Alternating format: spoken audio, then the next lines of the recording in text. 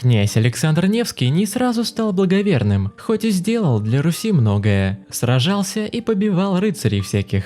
Только в 1380 году митрополит Киевский и всея Руси Киприан распорядился считать Александра Ярославича святым.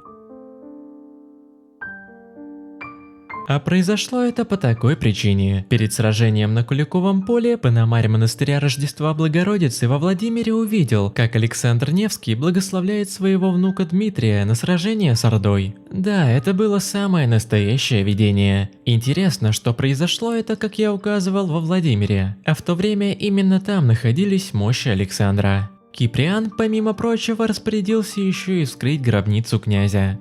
И оказалось, что его мощи, которые пролежали в земле век, не тронуты тленом и еще благоухают. Петр I, когда основал Петербург, приказал заложить монастырь в честь Александра Невского. Хотел было сказать своего предка, но нет. Династия была уже другой, хотя там тоже были некоторые связи. Факт в том, что Романовы чтили Рюриковичей, была преемственность духовная, и это важно. Но тут дело, как вы понимаете, еще и в том, что Александр уже несколько веков был святым, да и шведам с немцами при жизни давал нагоняю. По слухам, Петр тоже открывал гробницу Невского. При этом император сделал что-то странное. Он посмотрел в раку, закрыл ее на ключ и выбросил этот самый ключик в реку. Интрига. При Екатерине Великой для мощей Александра Невского сделали большую раку из серебра. После этого вроде бы никто гроб с телом князя не вскрывал. Но тут пришли большевики. В 1919 году борьба с религией стала масштабной и шла по двум направлениям. Первое – церковные ценности изымали, продавали или как-то еще пускали на нужды советского государства. Второе – саркофаги с мощами святых вскрывали. Задачей большевиков было показать народу, что никаких тленных останков нет. Если такие все же попадались, то большевики не очень долго думали над объяснением. Они объясняли все так. Останки хранились особым образом, поэтому сохранились. Мощи выставляли в музеях и писали, что это мумии. Вне зависимости от того, как я отношусь к религии и вере, отмечу, что подход был неправильным. Нужна преемственность. Да, монархия и большевизм никак не сочетаются, но у Ленина и Александра Невского общая история, и глупо это отрицать. Большевики хотели еще в 1919 году вскрыть серебряную раку князя, но не стали этого делать. Уж очень просил оставить мощи святого в покое митрополит Вениамин.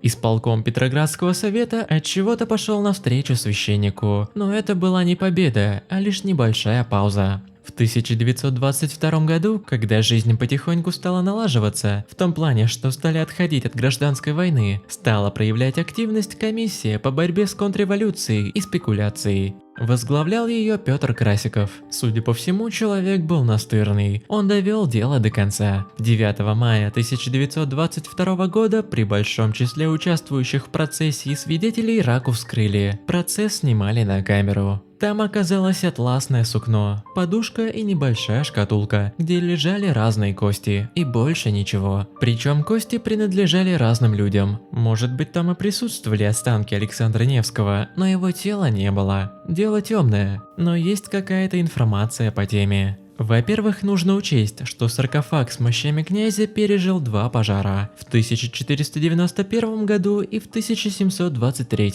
вероятно. То есть ничего остаться и не должно было. Император Петр Алексеевич об этом прекрасно знал. Он, вероятно, видел, что толком ничего не осталось. Поэтому туда положили голову из воска и какое-то чучело, имитирующее тело князя. Поэтому и ключик-то царь Петр Алексеевич выбросил. Внутри лежала еще бумага, указывающая, что останки святого собраны после пожара. Очевидно, что собирали не очень тщательно. Что нашли, то и положили. В итоге в шкатулке оказались кости разных людей.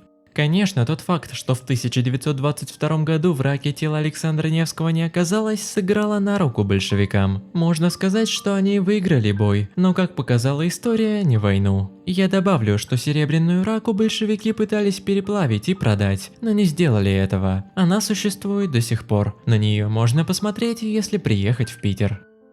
Если вам понравилось, не забудьте поставить лайк, подписаться на канал Загадки Истории и нажать на колокольчик, чтобы не пропустить новые видео.